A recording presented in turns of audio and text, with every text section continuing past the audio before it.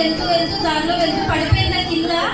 అలానే ఒక వ్యక్తి అంట ఒక యెరూషలేము నుంచి ఎరికో ఊరికి వెళ్తుండగా దారిలో పడిపోతాడంట. పడిపోతే పాపం ఆ దారిలో అంట ఎవ్వరు ఉండరంట. అయితే ఒక దొంగలు వచ్చి అతని దగ్గర ఉన్న బంగారం కానీ ఏవైతే వస్తువులు ఉన్నాయో అవన్నీ పట్టుకుని వెళ్ళిపోతారంట.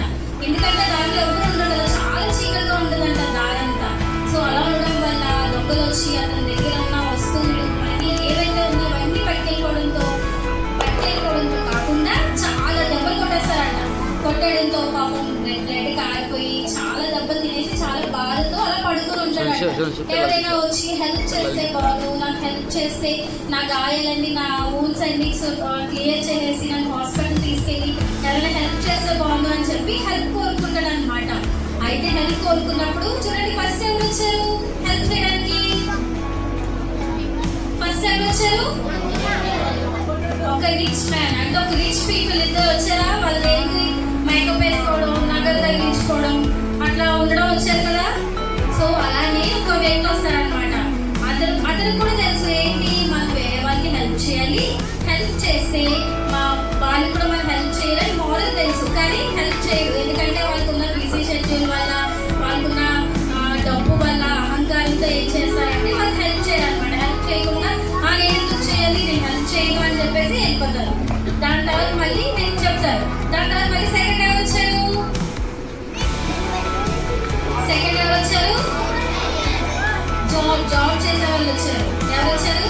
మీటింగ్ ఉంది, బాబాయ్ నేను మీటింగ్ వెళ్ళిపోవాలి, టైం అయిపోతుంది, మా మేనేజర్ టైంకి వెళ్ళకపోతే చాకు తెస్తాడు అని చెప్పేసి మాట్లాడుకుంటూ వెళ్ళిపోయి చూసారా. సో అలానే ఇంకో వ్యక్తి కూడా వచ్చి అతనికి హెల్ప్ చేద్దాం చూస్తారు, కానీ అతనికి వేరే వేరే బిజీ షెడ్యూల్స్ ఉండడం వల్ల అతను హెల్ప్ చేయకుండా వెళ్ళిపోతాడు. కానీ లాస్ట్ లో వచ్చిన పర్సన్ ఎవరు?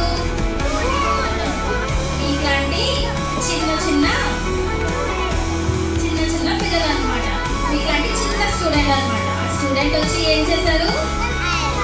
మీట్లాగే చిన్నప్పటి నుంచి స్కూల్కి వెళ్ళడం, లేదంటే సండే స్కూల్కి వెళ్ళడం, టీచర్స్ చెప్పే మాటలు వినడం వల్ల వాటిని ఆమె ఏం చేస్తుంది, లేదు మనం ఇతరుల వల్లే వెళ్ళిపోకూడదు, అందరికీ హెల్ప్ చేయాలి. ఎవరైతే ఆపదలో ఉన్నారో, లేదంటే ఎవరైతే పడిపోయి ఉన్నారో, లేదంటే ఎవరైతే ఫుడ్ లేక ఉన్నారో, లేదంటే చాలా పూర్గా ఉన్నారో వాళ్ళందరికీ మనం హెల్ప్ చేయాలి అని చెప్పేసి అమ్మ ఏం చేసింది?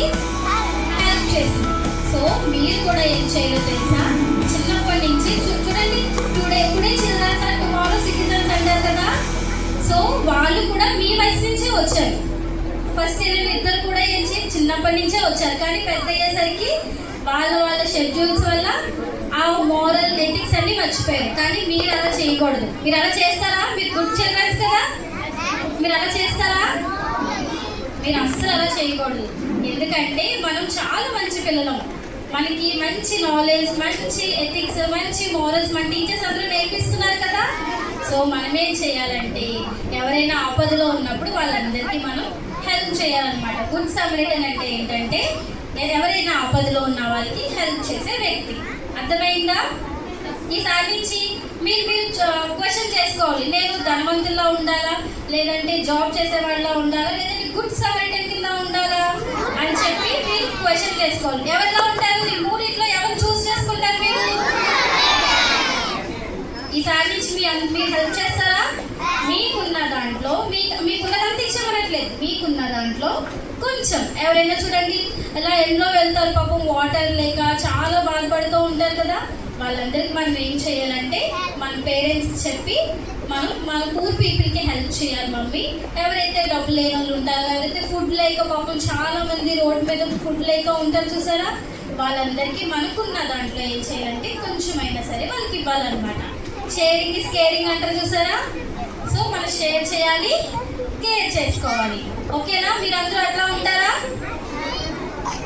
ఎవరు ఏం చెప్పట్లేదు, డల్గా చెప్తున్నారు. ఇలానా? So today start from today. Okay, ఈ రోజు నుంచి గుడ్ సమరిటన్ వల్లే మీరందరూ ఉండాలన్నమాట.